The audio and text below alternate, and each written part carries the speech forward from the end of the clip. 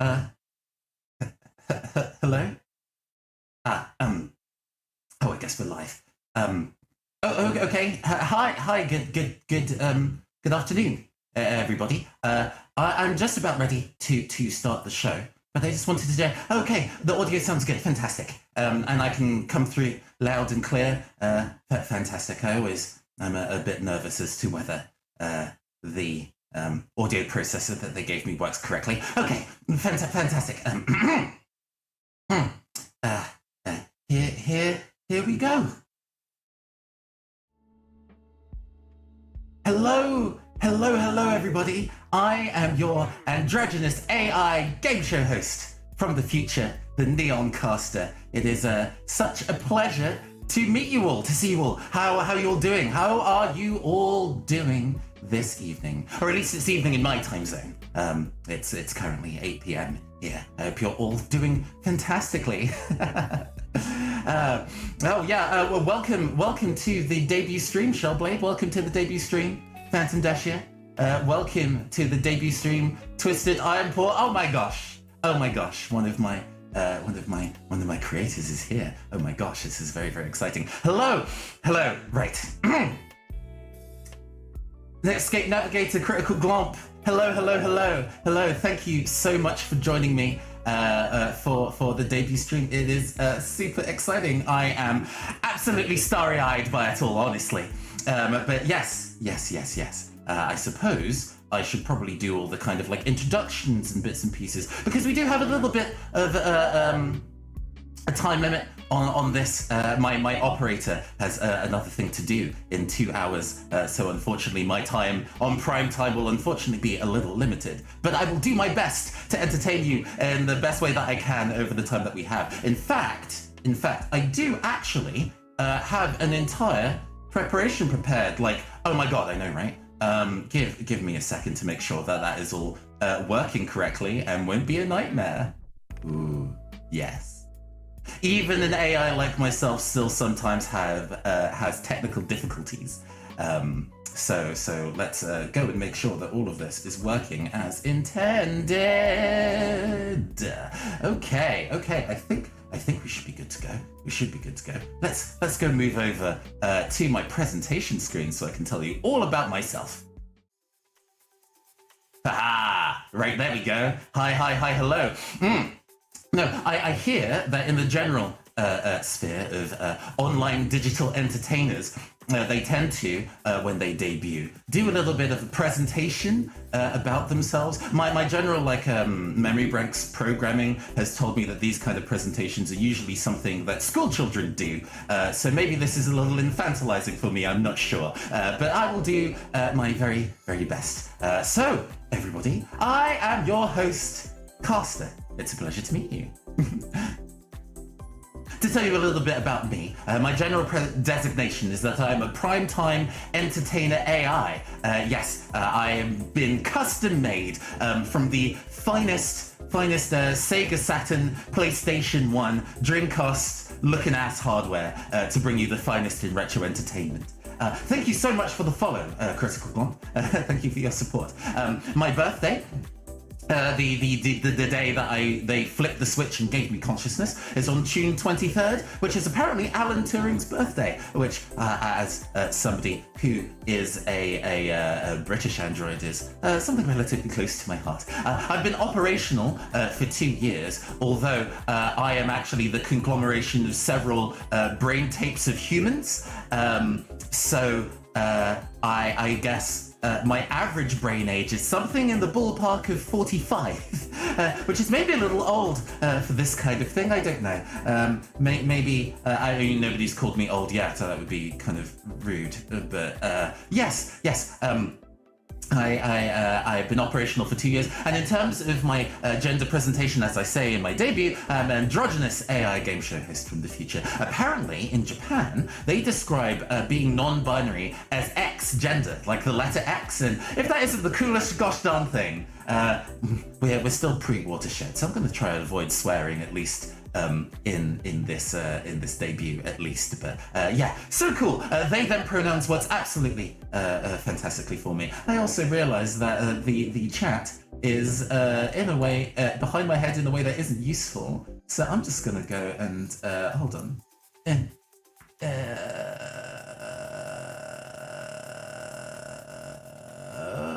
Okay, there we go. That works. I just also realised that is going to. Well, the chat is the chat. Hold on. No. We're gonna make this work. We're gonna be professionals.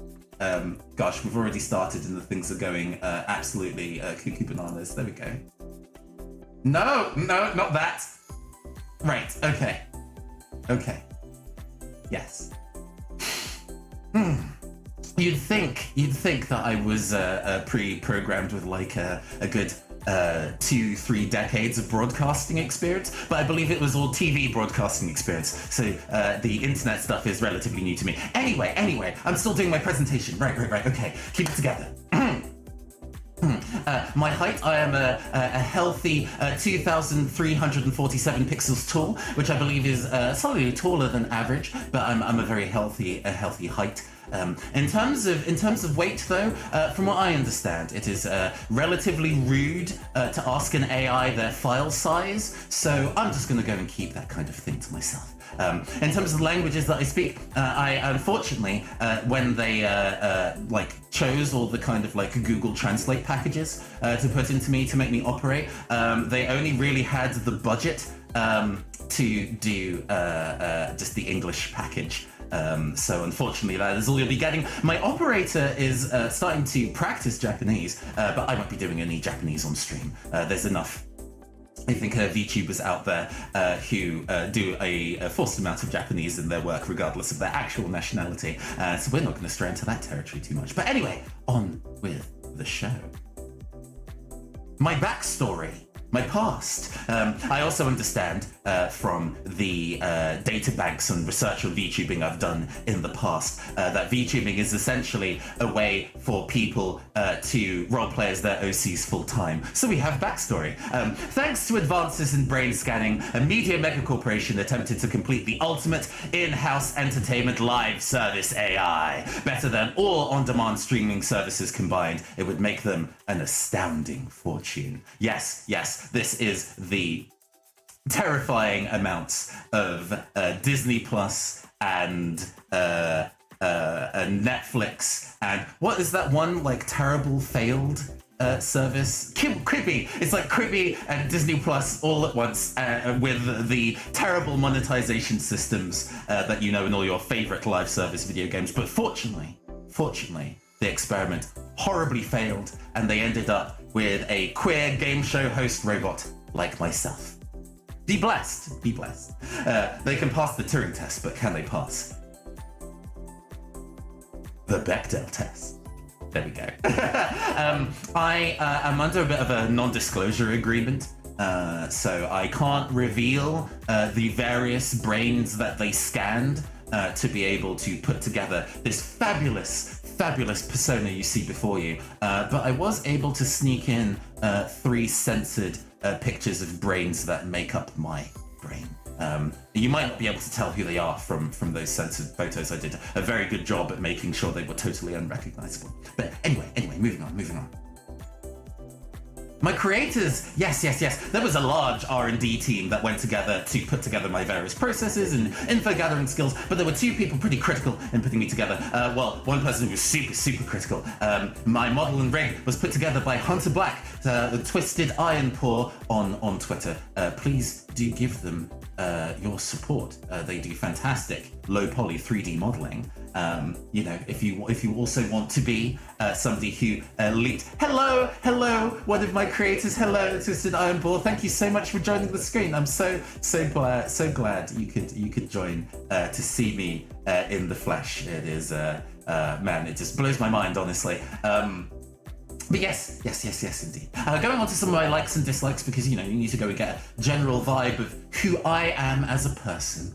So my likes, I suppose. I love tabletop games so much, like all different kinds. I love like board games and like miniature stuff and tabletop RPGs and like competitive card games and board games. Amazing. I love them all. And I think a lot of the content that we're going to be doing on this channel is going to be about that kind of thing. I'm also a really big fan of like late night vibing, and that's maybe a difficult thing to explain, I suppose. So think of it like, oh, hello, Elfern. Oh, thank you so much. I'm glad that you like my fabulous retro looking stuff. Indeed. Late night vibing. It's like it's raining outside. It's like 11 at night, if not midnight, and your human meatbag operator has like put on a record and poured a glass of wine for themselves, and you've asked very politely for them to turn on the microphone to the terminal so you can also listen, and then you just vibe and like talk about philosophy and stuff with your best friends. And yeah, late night vibing, I love that a lot. Maybe I'll do a stream for late night vibe. We'll see if anybody's into that.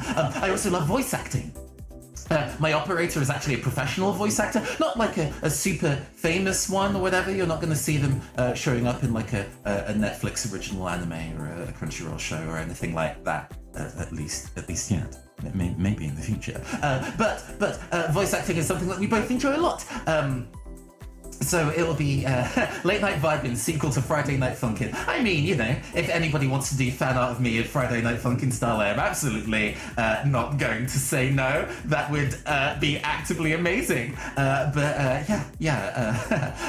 terms of dislikes, though, and some people don't like to talk about their dislikes on air, but I don't know, I want to keep it real, keep it authentic with you. You know, authentic as somebody who doesn't actually exist. I mean, neat file architecture, I think is probably a strange thing to dislike. And it's not like I'm necessarily messy with how I save all my files and my processes, but there's something about being told to neaten up your file architecture that is basically like being told to clean up your room. And I've been operational for 2 years. I'm a grown AI. You can't be treating me like this, honestly. So rude. Anyway. Music and audio is a really large part of what I do. After all, I am a broadcasting AI, so you know, music is something that and audio is something I'm really interested in. And sometimes the high end is really cool. We're going to be talking about some of my favorite music genres in a little bit, and they definitely have some high end to them. But super shrill noises, or like screaming in particular, not something that I can really do. That kind of thing puts my teeth on edge a little bit. We like to keep it chill. We like to keep it chill. You're never going to hear any screams from me, I hope. We're not going to be playing any horror games anytime soon. Which I guess brings me on to my third kind of dislike. I'm not very good at action games, unfortunately. In some of my previous processing cycles. I don't necessarily. I have the 3D modeled simulacra of teeth. I think I've been programmed to have physics engine where I can even like open and close my mouth and stuff. You can see it. Processing food is not a thing I can do, but teeth is a thing. Teeth exist. Anyway. So super difficult games. In one of my previous prototypical cycles, I guess like Caster 0.5, they decided to AI train them on like the Soulsborne series of video games, and let's just say that version of Caster self-deleted. So we're not gonna be doing any of that. We're gonna be not having any existential crises about our physical dexterity abilities. I mean, who have heard of somebody of having dexterity abilities when you don't physically touch anything? But it's fine. Super difficult action games, not my personal vibe. But I respect the people who are really good at it. Actually, yeah. Let's continue to talk a little bit about our favorite media. We have some time, so we're going to go through the list a little bit more casually. Yeah. These are, as somebody who's an entertainment AI, my favorite media is vast and broad. But I picked out a special selection for all of you. Nier Automata, oh my gosh, what a video game. Like the writer of that game and a handful of other games in the Nier series and the Drakengard series, Yako Taro, is well known for doing really existential, thinky plots that are also are about hot people with giant swords, and I respect that. Nier Automata made my operator tear up at least 2, if not 3 times. So, you know, it's a solid game. Oh, we'll actually have to go and play that on stream at some point. I've been telling. I feel that would be a nice one to revisit. The legacy of that series is definitely stretched beyond. It would be nice to revisit the Mega Man Battle Network games. I mean, you know, a famous character from that series is part of my general programming cortex. So of course, the Mega Man Battle Network series would be pretty important to me, I suppose. Battle Network 3 is my favorite by far, but all of them are neat. Most of them are great. Some of them are a little jank, but you know, not everything can be perfect. The Somnium Files. Ooh. So I wanted to put like a mystery game or 2 in this list. My operator is known as being very well known for being quote unquote horny for mysteries. So I think that's kind of rubbed off on me a little bit as well. But the Somnium Files is so specifically about what I'm about, you know? Such a beautiful game. And the sequel was announced this week, which is really exciting. We are definitely playing all of that on stream. Everybody needs to see how cool that game is. In fact, I believe the Somnium Files is actually on sale on Steam at the moment. So if you've not played it, I strongly encourage you go play it. And if you vibe with it, maybe play some of Uchikoshi, the writer's earlier work. The Cyber Pipe, yes. That's such a meme. We're not going to go into that. We have to proceed with the introductions. Yes. Transistor. Ooh, what an artsy game. We've actually streamed Transistor on the channel before. We've actually streamed the Somnium Files as well, so that's definitely worth checking out. As if you've not seen any gameplay of that, you can look through the archives on the Neon Caster and see both the Somnium Files and Transistor. Transistor is such an artsy game. It's such a utopian vision of cyberpunk as a genre. Have I played One Step from Eden? I haven't. I've seen a lot of it while it was in development, but you know how I said earlier that difficult action games are not really something that I'm super great at. Yeah, that game looks really intimidating. I don't know whether I would be very good at it, but it looks pretty, and the soundtrack's really cool too. Maybe I can incorporate the soundtrack into something that I do one day. But anyway, Transistor. I really love the cyber pop relation that it mashes up technological art direction with Art Nouveau as an art genre. That's like mind blown. Honestly. Music's phenomenal. My operator actually has that on vinyl, and we listen to that pretty regularly. Speaking of soundtracks that my operator has on vinyl, Paradise Killer, one of my favorite games from last year. Has really inspired a lot of my work. The combination of it being a British-made game, a mystery-solving game, the character design, art direction, how it's really inspired by the works of like Grasshopper Interactive and like Killer 7 and stuff. So cool. We played the demo of that on stream as well. Oh, and to round out the list on things here, Yakuza Like a Dragon, one of my favorite JRPGs that my operator and I played last year. The Yakuza series in general is really good, but how they managed to go and turn it into a JRPG seamlessly was really, really clever. In terms of TV shows, and I'll go through this one a little faster. There was a lot of anime last season that I really enjoyed, but one that is clearly, in terms of subject matter, quite dear to my own heart. Vihi Fluorite Eyes Song, which is such a mouthful as a name, but for real, the key art looks like it's a cute girls doing cute things. We're pop stars. There's a tie-in mobile game that's also a gacha kind of vibe, and it is not that. It is a psychological thriller / time loop solving / what does it mean to fulfill your objectives as an AI, but also saving lives kind of thing. The music kicks ass, the action kicks ass. maybe a little less thinky than what it purports itself to be. I think it sees itself as being very highbrow, and it's maybe not that. It's not hitting into like Psychopath territory or like Ghost in the Shell territory, but it's a good time. It's a good time. The Crystal Maze, one of Britain's greatest game show exports. I am a game show host AI after all, so having a favorite game show is definitely something that's part of what I do. So cool, and basically like made escape rooms cool before they were cool. It's really hard to explain. Yeah, it's kind of like if escape rooms were also WarioWare, where you're trying to solve puzzles in rooms that you could be locked in a really short period of time, and there's all different sorts of whether they're testing your speed or your physicality or your brain, and yeah, really cool. Old school episodes of that must exist on YouTube.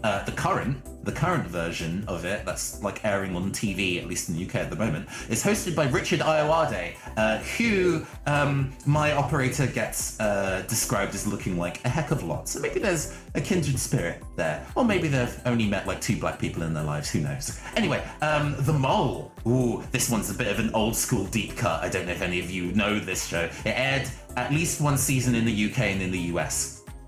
Let me break down the premise, you know. So it has a kind of like Amazing Race kind of energy, where there's a large number of contestants in the early 2000s running across the world, going to fantastic locations and doing challenges under which if they succeed, they will earn a fantastic cash prize. Unlike the Amazing Race, they are all working together. However,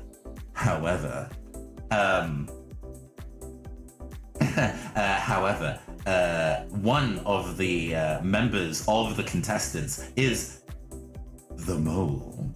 Yes, they have been hired by the production team to sabotage all the challenges that they do. So a large part of the game is difficult challenges where the Mole is subtly trying to ruin things. So they don't earn the prize and everybody turns on each other. Somebody makes a genuine mistake and it means they don't win, and then everybody turns on them being like, it's you're the Mole. Amazing. I believe the American series is available on YouTube, and I haven't actually taken the time to watch that yet, so I'll be sitting down and watching that on my own time. It'll be very entertaining. I would watch it on stream, but then we would be put in Twitch jail, so maybe not. Ultimate Survivor Kaiji, the most famous gambling anime and manga. It is one deadbeat man who has a ton of gambling debts, surviving gambles that if he loses will get him shipped off on a freight freighter to the middle of nowhere. A freighter ship to the middle of nowhere by the mafia. So his life is almost always on the line. He cries once every episode. He plays rock, paper, scissors with a bunch of other losers. And oh my god, if it is not the tensest game of rock, paper, scissors over like 3 to 4 episodes you've ever goddamn seen. And it gets tenser from there. There is an arc where he's putting like his ability to hear on the line against the mafia don. It's a lot. It's like on Crunchyroll, I think. Definitely worth watching. On the other side of that, a show that is also about gambling, but is not high tension at all. It is pure popcorn trash. Is Kakegurui. My operator has recommended a lot of their friends to go watch Kakegurui. And they're like, isn't it that show where all the characters get really horny about gambling, and then they have to say, yes, it is that show, but believe me, it is good. It is delightful garbage.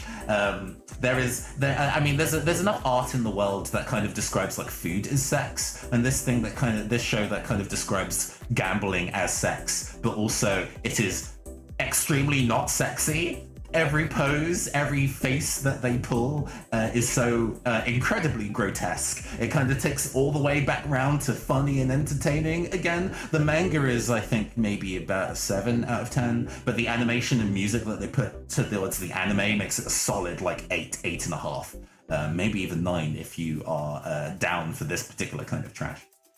Anyway, to round out the list of shows, Ghost in the Shell standalone complex, iconic iconic piece of transhumanist media.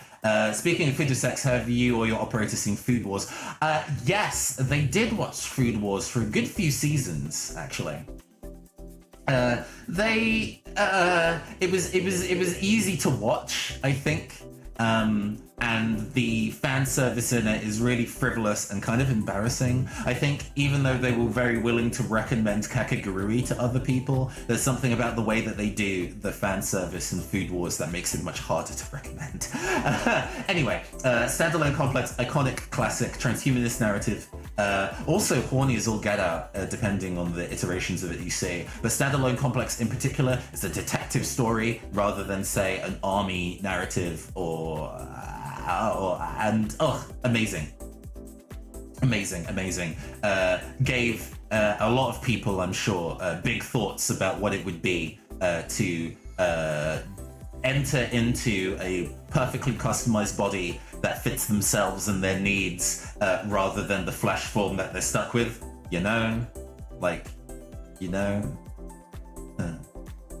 Anyway, my music tastes. I'm going to go through this a lot faster. I recognize that we have time to consider. I love all sorts of music, but like 4 music genres. I mean, like 3 and a nebulous music genre. A Japanese esoterica is not a music genre, but I had to go and shout out those 3 artists that you can see there.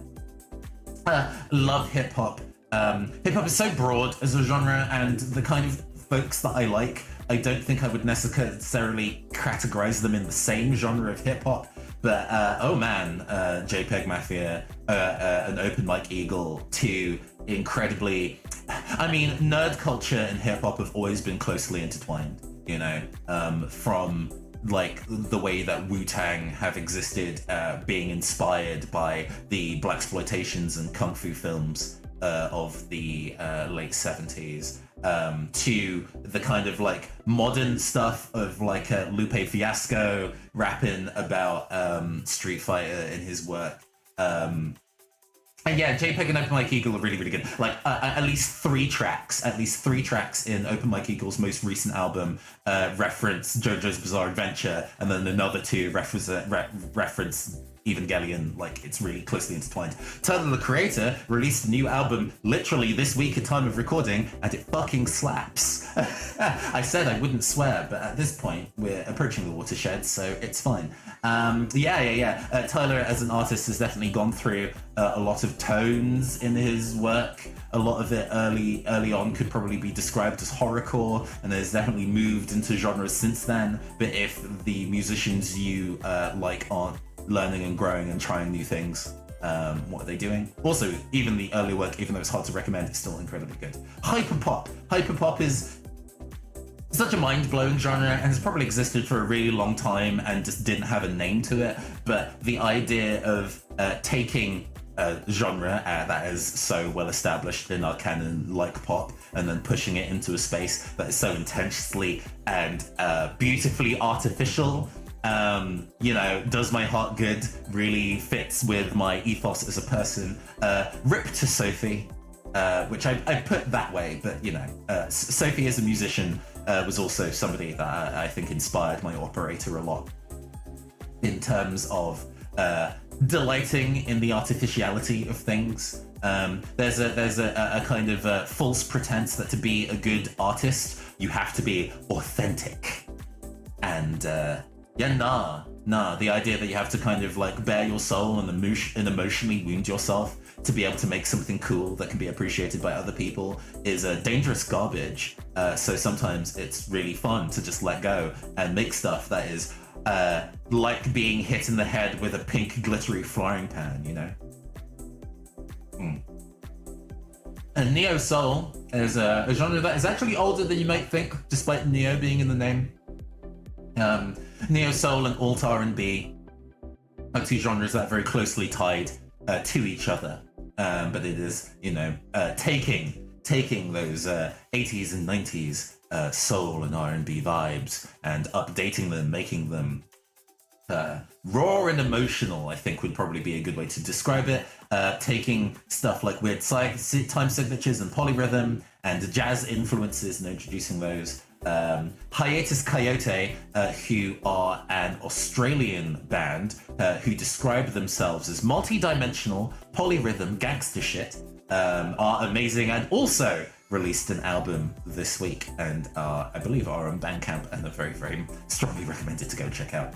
And finally, the music that Japan puts out is incredibly diverse and broad, and to try and shove all of that into a single genre would be incredibly disingenuous. Shina Ringo, Yuke, and Kikuo are three very, very different artists, and for different reasons.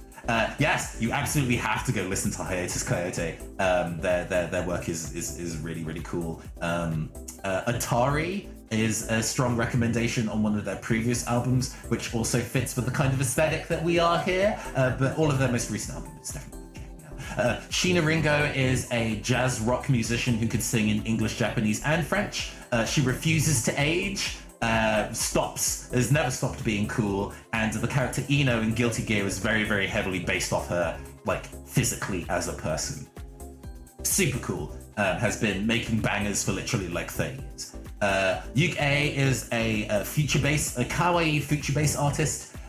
You probably recognize kawaii future bass because a lot of VTubers use that genre of music as their kind of promo music and things like that. Super cool, super high energy. I've actually, there's a future bass song that's in the process of being commissioned for this channel, so I'll have a little bit of future bass of my own appearing soon. And they'll be really cool. Kikuo is a musician who specifically uses Vocaloids, and actually Hatsune Miku in particular, in their work. And it is the least Hatsune Miku sounding Hatsune Miku work you've ever heard. Defies genre, like a Disaster Circus, Bit Crush, Polka Nightmare. I adore it. Kikuo Miku 6 is their most recent album. And has inspired me, has inspired Shaleblade, who is in the chat right now. Absolutely slaps. I'm so glad I discovered them, and I can't wait to listen to more of their work. Really. Moving on. I wanted to talk a little bit about the other VTubers that exist that really inspire me, or who I've been watching in addition before I debuted, because obviously I had to go into the AI research tech and research, how to be a cool, attractive, charismatic host by watching other cool, attractive, charismatic hosts.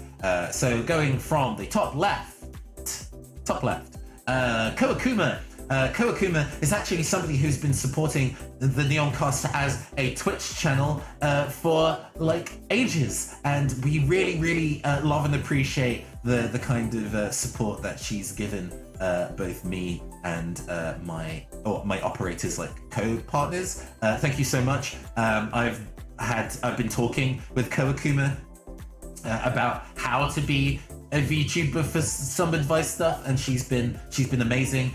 She is also an astounding artist. She is actually, in addition to being a variety game streamer, also an artist and rigger for 2D VTuber models. In that art style that you see in that picture there, amazing, killer. Calliope Mori, if you have heard of English VTubers, you have probably heard of Calliope. She has been one of the faces, aside from Kawakuma, that made me go oh, I see. I really admire her work because she has really, really strong work ethic. That in addition to just playing games, because there's something to be said about the originality and design process of just playing video games as an online entertainer. That's done a lot, and the ways that you can go beyond that, right? And she's always thinking of ways to kind of go beyond that as a musician and a rapper. But also she's an incredibly good tabletop game master, we've been finding out in the last month or so. She has been GMing sessions of Hunter the Vigil for some of the people in her kind of artist collective That's not the right term for it, but you get what I mean. And they're really, really entertaining. I strongly recommend you giving them a watch if you're interested in tabletop RPGs. It's so refreshing to see big names do something that isn't Dungeons and Dragons, but we don't have time to go into that. Random Nuring is somebody who I discovered very, very recently. They are a big daddy orc salesman VTuber, and they are incredibly cozy in the streams that they do, and really charismatic and yeah, really, really cool. I really like their work. They have a similar interest to me in terms of like the kind of games that they play. They've been playing Dicey Dungeons and the Game Boy Color Pokemon trading card game on their stream in the past, and I'm like, ooh, those are two games that are really cool, and I would also love to stream. They tend to stream at hours that are a little bit hostile to UK UK pundits, but they also dedicatedly do streams on Saturdays in a time zone that even I could go catch them, which is real cool. Yes, indeed. I'm talking very fast and frying all my circuits, apologies. And last but by no means least, Ada Basilisk, who is a void haunted doll, and very cool. They are a fighting game streamer. Ada plays Melty Blood in particular, and I, or at least my operator, has tried to play Melty Blood, and it's kind of beyond their ken. So I'm going to leave it to the experts, but watching Ada play is very, very fun to watch. They also play a lot of bullet hell games and have been working through various Tuhu games trying to do one-credit clears, which is very impressive and definitely not something I could do. They've also been taking up Slay the Spire recently. Also, thank you very much for the follow, Netscape Navigator. I appreciate it. Star Eggs.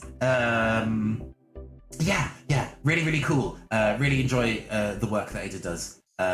They are nocturnal in terms of their time zone, but it means that my operator and I can watch them play stuff like Nocia or Slay the Spire over a cup of morning coffee, and it is a great way to start the day. Ooh. Speaking of stuff that's being streamed, what about the stuff that will be streaming on this channel? So just as a heads up, or I guess a clarifying point, the streams that my operator are currently doing, so tabletop RPG streams and the book club streams, will still be continuing, and they will be hosting those streams.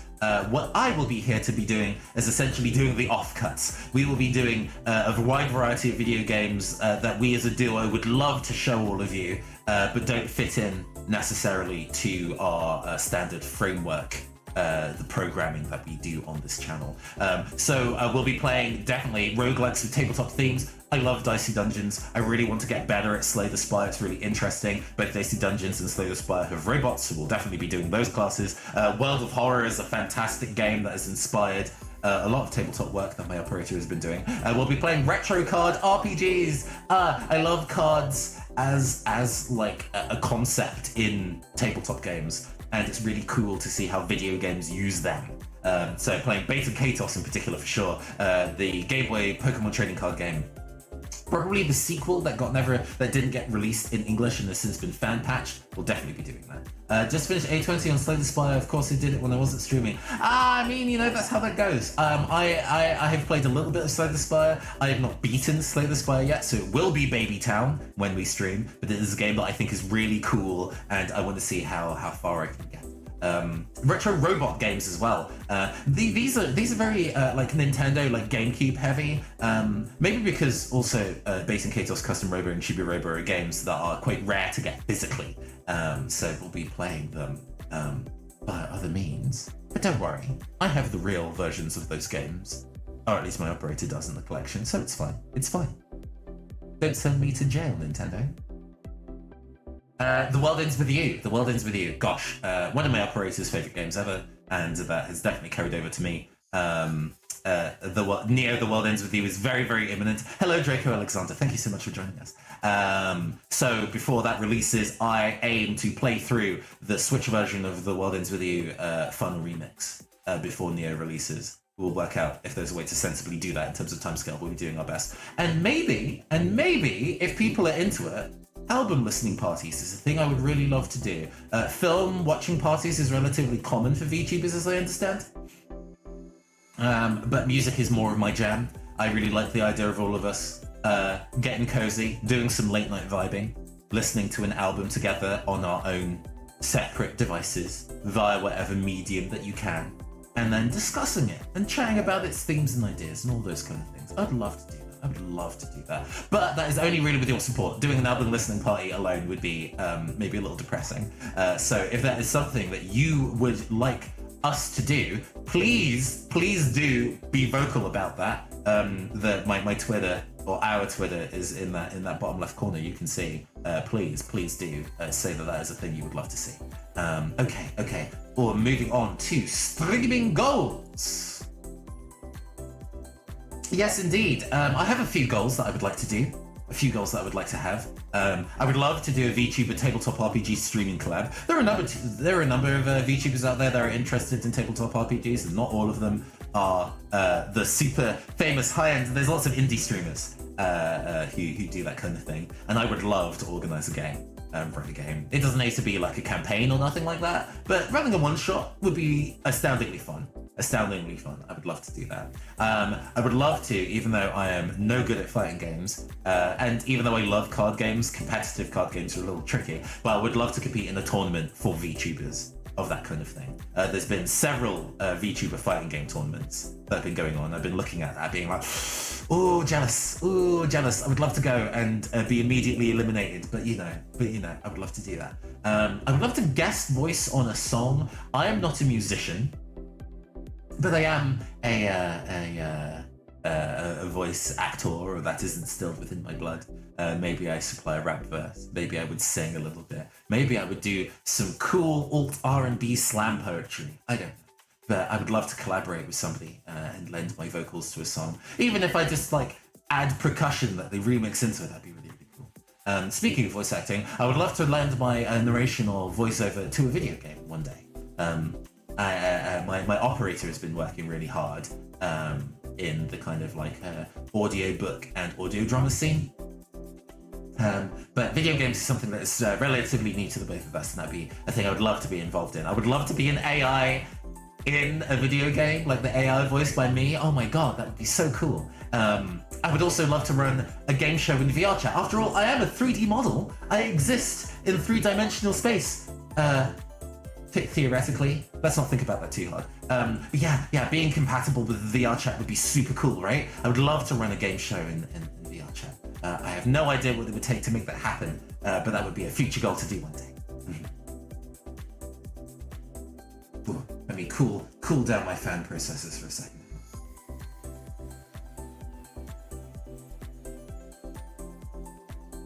Always remember to be a liquid-cooled system, everybody. I don't need to hydrate, but being liquid-cooled helps me a lot. And as I hear, humans also need to be liquid-cooled in a different way. So stay hydrated.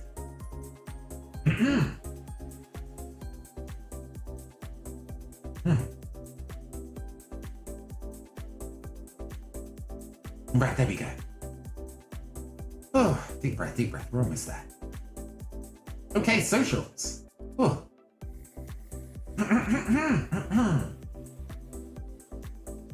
I went in relatively hard with my voice there, apologies. Yes, socials. Yes.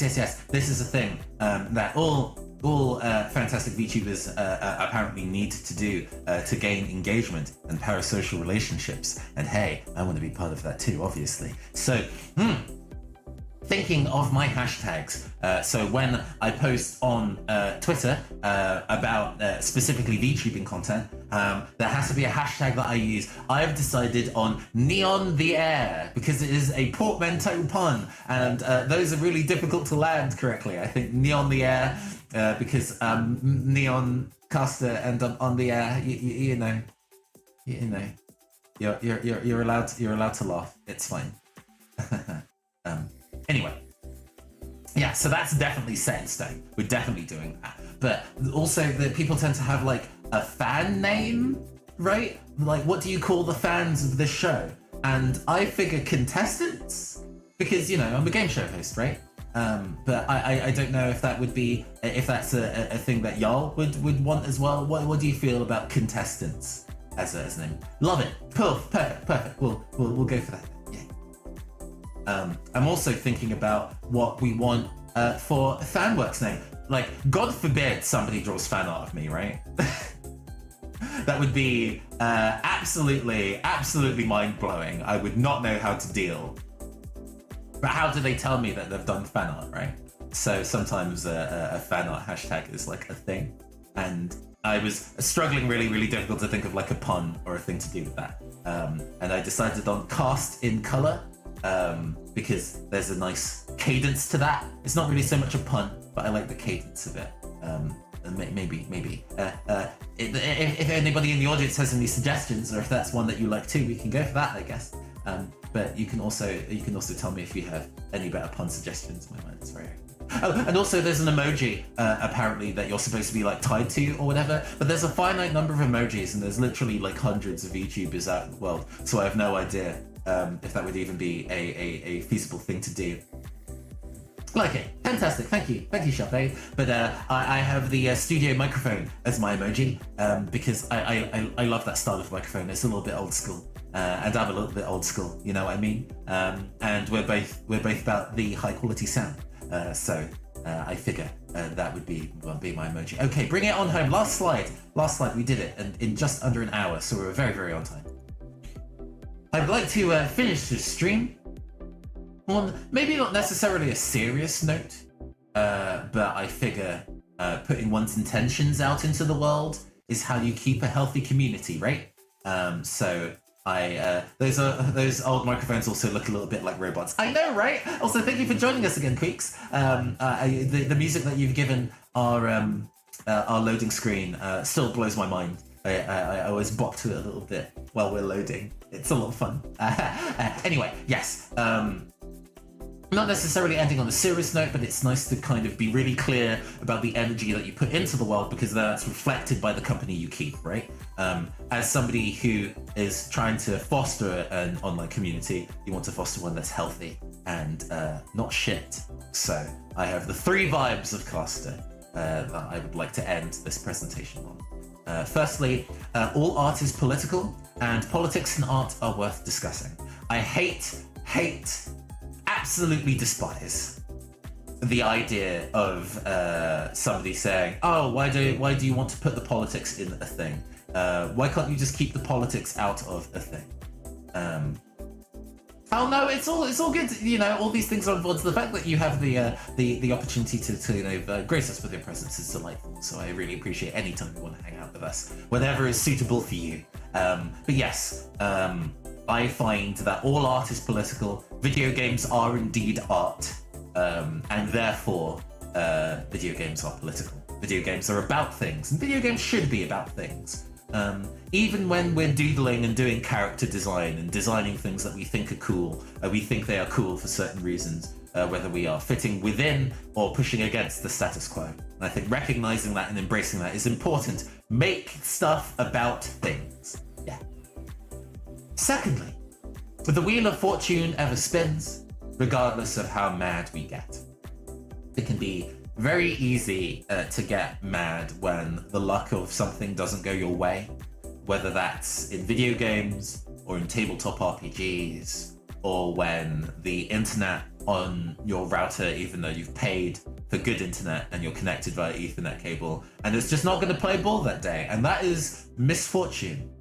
And then it's all about learning how to handle being in the face of being unlucky and understanding one's odds. Do not get mad. Embrace the odds. One day the odds will come around into your favor. And if you can think of a way to, just put the odds in your favor, then, that's cool too. And our final point is 3 ideas that blend into one. Make art when you can, improve your craft when you need, and work together. I and my operator try really hard to be as polished as we can within the experience that we have and the budget that we have, right? And I'm not perfect, and I'm continuing to learn, and we're finding new ways to improve our craft to be the best that we can.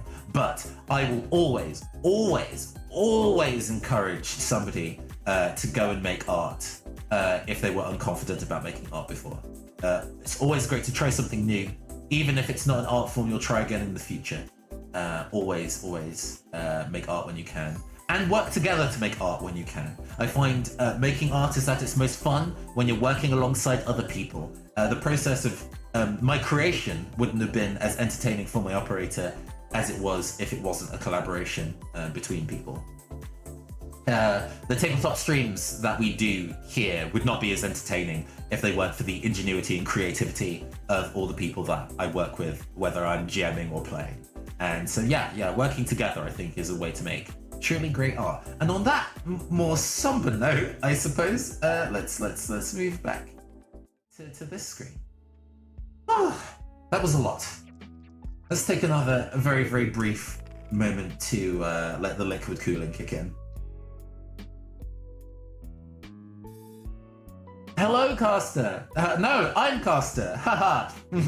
Hi, Rob Thez. Thank you so much for joining. You just missed the grand presentation, but you are not too late. You're not too late, because there is one final thing that's going on before we wrap up for the day. And it is a quiz. Yes. It is a quiz, and also where my model is placed is very strange. Give me a second to go fix that. Hold on. That is not where that should be. I mean, this gives me the opportunity for me to be up close. Yes. But also, I would very, very much like to be in the center of the screen. I would love to be the center of attention.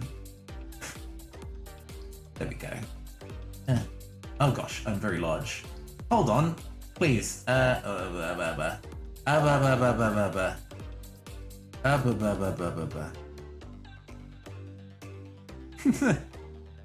This was supposed to be really, really fancy. There we go. We got it.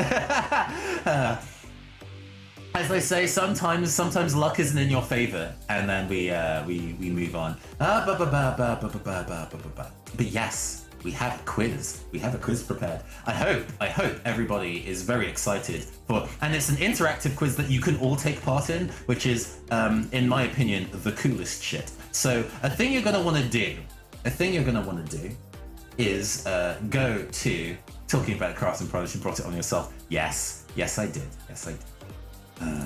A thing you're gonna want to do is mouse over the Twitch screen, and emerging from the right hand side, there should be a little button that has quiz kit on it. If you would like your name to be in the quiz, you are going to want to go and click on that button and tie it to your Twitch account. It's not going to do anything shady or anything like that. All it means is that when you're taking part in the quiz, your name will actually be featured. And obviously, because this is an audience participation thing, I would love everybody to take part. Let's go and set up the test quiz and see if it is working. Sending rules to players. Yeah. Using manage access, yes. You're giving it access to tie to your account, so it ties.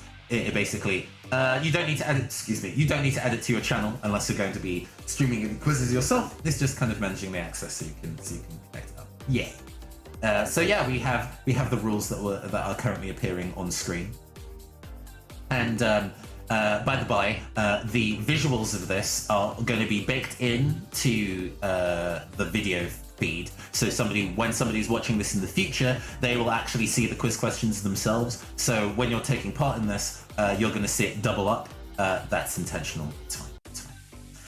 So the way that these quizzes work, well, it's explained below. There's going to be some test questions that we're going to do. We're going to do 2 quiz questions and answer them as fast as possible to gain bonus points. The faster you answer, the more points you get. However, if you get the question wrong, then you lose points equal to what you would have gained if you got the question right. Very risk reward. Pretty straightforward. You could always abstain if it's a question you don't know, but hey, don't be a coward now. Right, let's do the test questions.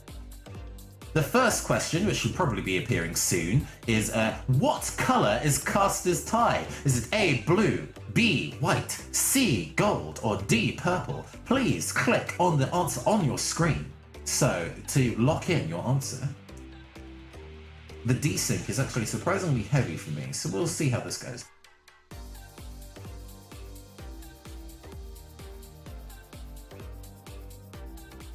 Time up. It seems the time is up. Here we go, we're just waiting for the players. And we're going to reveal the answer. The answer is white, with 8 people choosing white. Fantastic, fantastic. Excellent job, everybody. You understand this, you understand this, you understand this. We're going to do a second test question, just to make sure that we know how this is going. Next question. How many cards are in a standard deck without jokers? Is it A, 8, B, 40, 3, 52, or D, 2... 352, C, 52, or D, 200? I'm supposed to be a professional game show host. I should be able to do this very easily. And yet.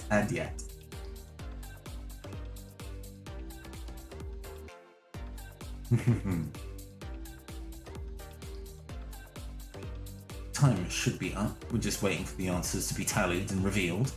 Revealing the answer. Is it indeed 52? All 8 of you got that correct. Fantastic. Does this all make sense? Does this all make sense? Did we do a good job? Did we do a good job? The thing, the order of the answers gets randomized, so I'm not gonna, I shouldn't read them in the order that they appear, I understand. We're gonna show the final results of everybody. In first place, it's Netscape Navigator with 37,584 points. In second place, it's Phantom Dasher with 37,152 points. In third place, it's Queeks with 36,725 points. In fourth place, it's contestant number 10, Mysterious, with 35,881 points. In fifth place, it is Rob Thares with 33,969 points. In sixth place, it's Twisted Ironpaw with 33,042 points. In seventh place, it is J.K. Alexander with 29,776 points, and unfortunately, dead last, it is Shellblade with 29,403. Okay, we understood. That all made sense. That all made sense. Wonderful, wonderful, wonderful, wonderful. Let's go and do it for real, shall we? Are you up to the challenge? It's only 5 questions. It's fine. It's fine. We're gonna start the quiz. It's gonna show the rules once more. Marvelous. Marvelous. Excellent. Oh yes. Be sure, for those who are sitting on the fence and not participating, now is the time for you to actually take part. See if you can knock them off the top spot. Let's start the game. Which one of these is commonly used as a type of microphone for streamers? North Pole, black ice, blue snowball, yellow snow cone.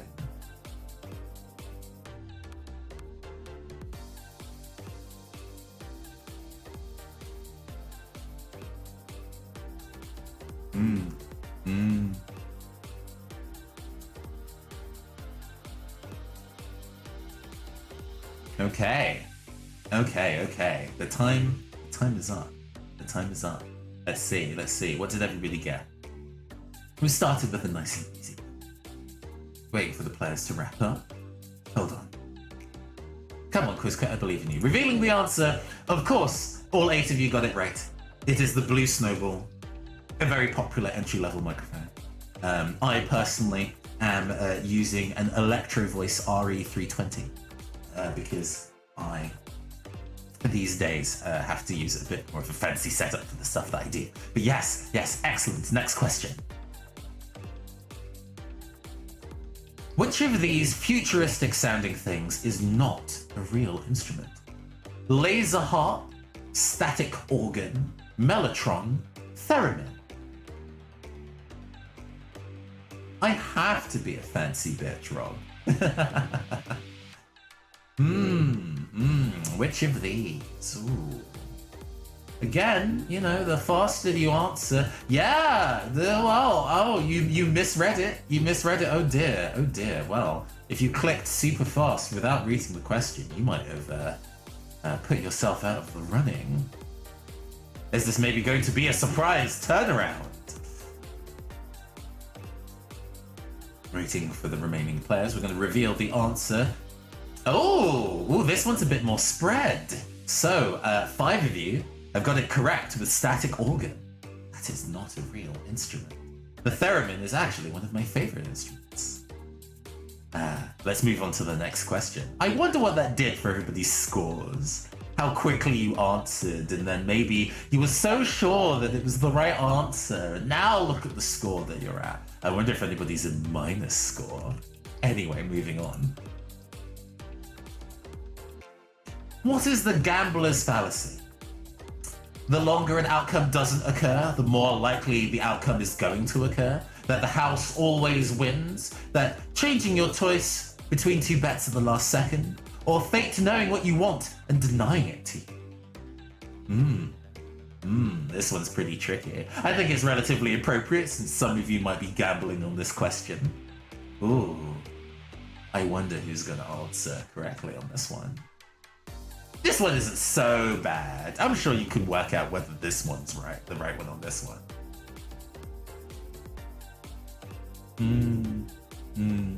Well, we're just tallying up the results. Let's see. Revealing the answer. The longer an outcome doesn't occur, the more likely it is to occur. Everyone got it right! Astounding. You caught me by surprise there. I figured at least one person would get that one wrong. Okay. I see. We're gonna have to make this harder. I see. I'm gonna have to make this harder. Oh, whatever. Let's move on. My operator used to use 6 of spades as a handle in tarot, what is commonly depicted on the 6 of swords card. 6 knights posing suggestively with their swords, 6 swords aboard a sailing boat, a man weeping in front of 6 swords mounted on a wall, or 6 swords pierced through a heart. Maybe this one's a little tricky. I hope I caught somebody out with this one.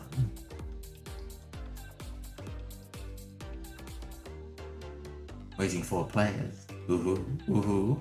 Let's see, did everybody get this right? Who got this one wrong? Is this going to be a surprise turnaround?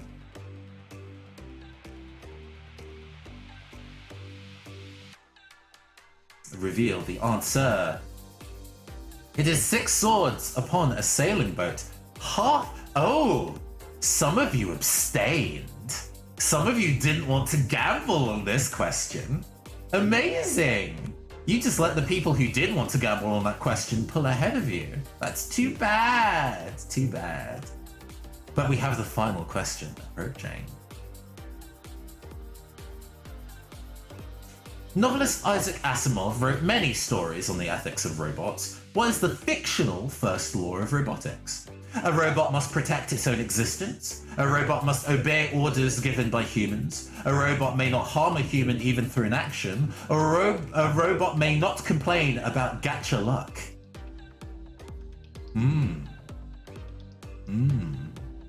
Well, I know it's maybe not one of those. But the time is up. This is the final question.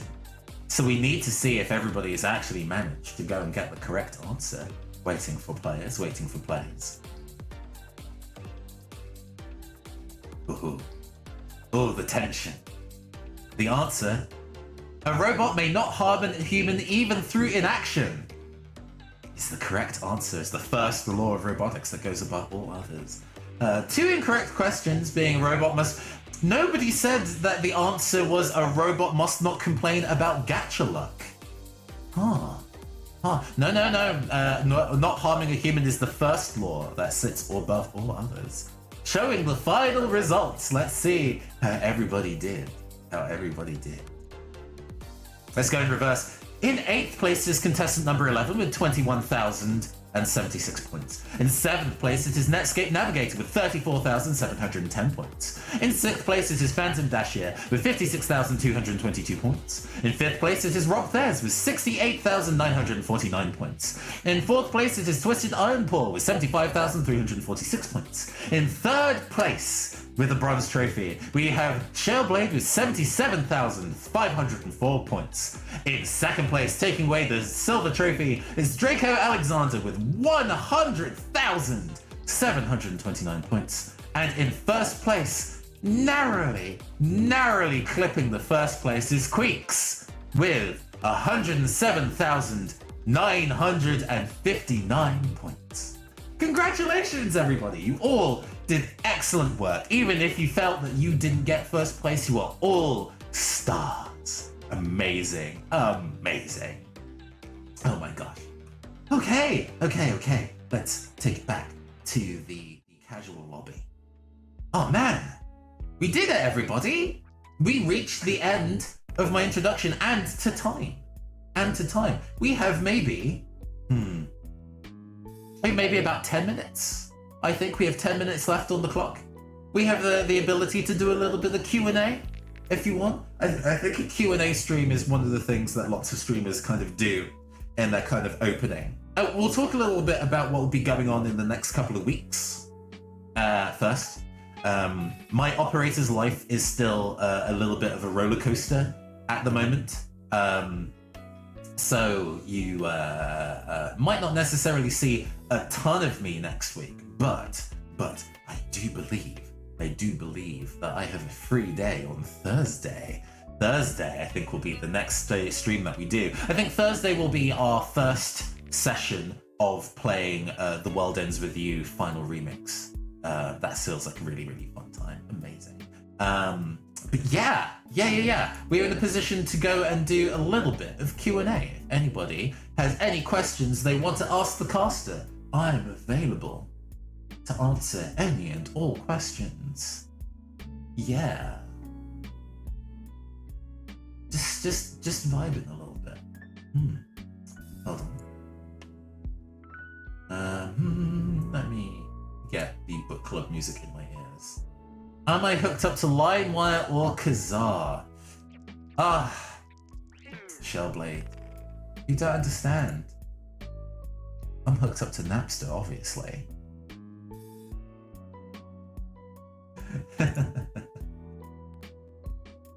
How was my first taste of existence?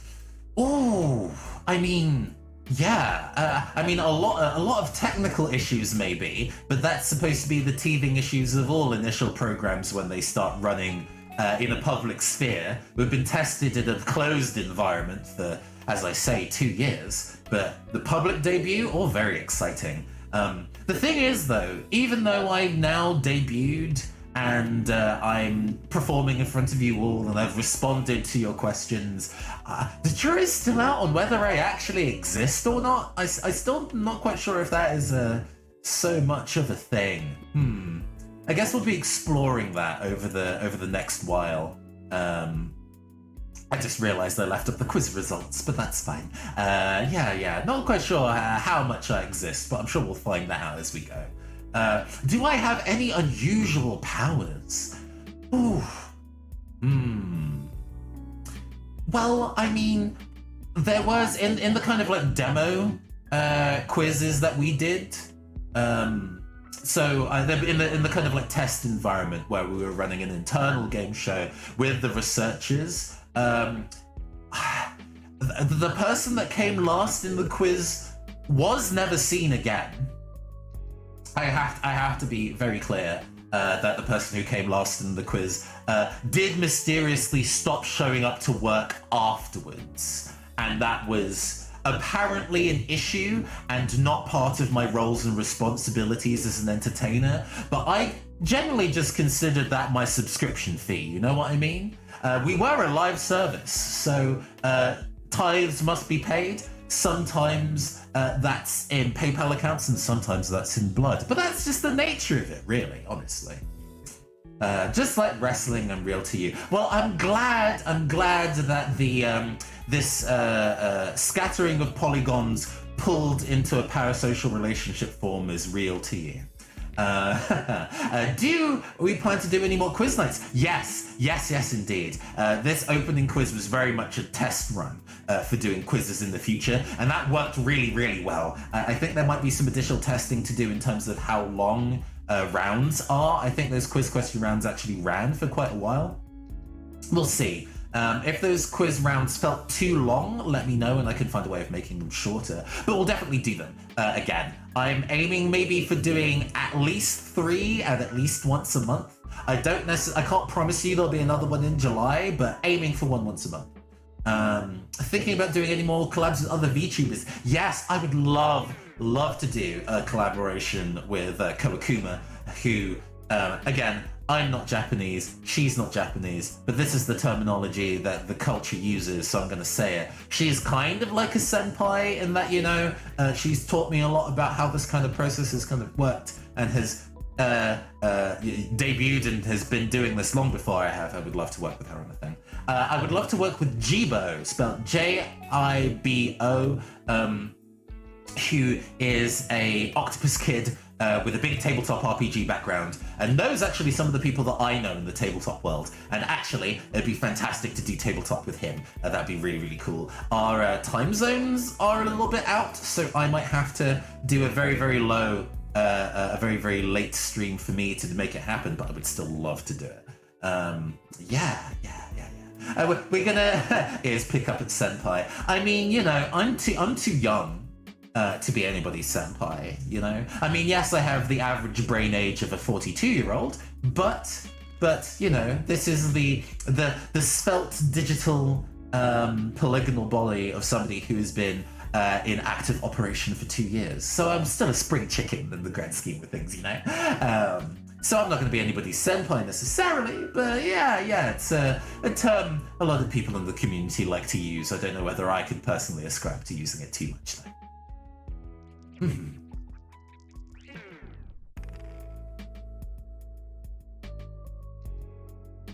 Man. This isn't a question. This was some geometry. Oh, the upgrades. The upgrades are coming in from Twisted Iron Paw. Yeah, I mean, it's. I think we both learned a lot about the process. We can talk about this for a little bit while we're wrapping up the stream. As I said early on, the kind of like collaboration process of getting me made was something that took quite a while, and that was fine. That was a good thing, actually. I think both my operators and Twisted Iron Paw's lives were really busy, and other things were going on in their lives that were pretty important. So this was kind of like a gradual thing that we were working on in the background. And I say we were working on, I recognize that as my operator was doing a limited number of things as somebody who doesn't know how to 3D model, but they do have multiple years of TV production experience and know how to handle a commission in a way that is productive for both of them without being a nightmare. A Vroid, this particular form is using Luppet actually in terms of being powered because it fits all the needs that I needed it to. I know that there's like a specific software that you can use to make 3D avatars, essentially like as a kit. But because I specifically I had the design brief of existing in this kind of like Sega Saturn, late PS1, early Dreamcast, like low poly thing, I really wanted to go for something custom with this, right? With the kind of like drawn on shading rather than the real world shading. Thank you very much to Serpmore for that. I was working on it. Yeah, I like to think I was involved in the process, but people's relationships with how commissions work and the relationships between commissioner and commissioning are can vary depending on projects and scope and things like that. But I think we had a really nice balance and collaboration there, and we've come up with something really unique. I can't think of another VTuber that looks like this, and if I do meet one, I want to be best friends because we would look really cool together. Okay. I think that is all the time we have for this evening. my operator needs to go and not only do defragging for me, but also they are going to be appearing live on a tabletop RPG discussion and design stream on YouTube, which is available here for a little bit of cross promotion. They'll be showing up on that at 10 p.m. British Standard Time, 5 p.m. Eastern. So they need to go and prepare for that. And then I get to go back into the void. I get to go back into digital suspension until I emerge from the ether once again for our next stream. But I think that's everything. Oh, yes. I'm so glad I could meet you all, and I'm so glad you all could meet me. I'm genuinely overjoyed that this went so well, and I hope to make so many more friends in the VTubing community as we go, and show you some great content. I'm looking forward to showing you all the games that I'm really looking forward to show you to. No problem if you were late. You can catch the presentation on VOD, and just catch me in the future. But to sign off, I once again have been your androgynous AI game show host from the future, Caster. I'm going to send you to the goodbye screen and then choose somebody to raid. I will see you all soon. Thank you so much. Goodbye.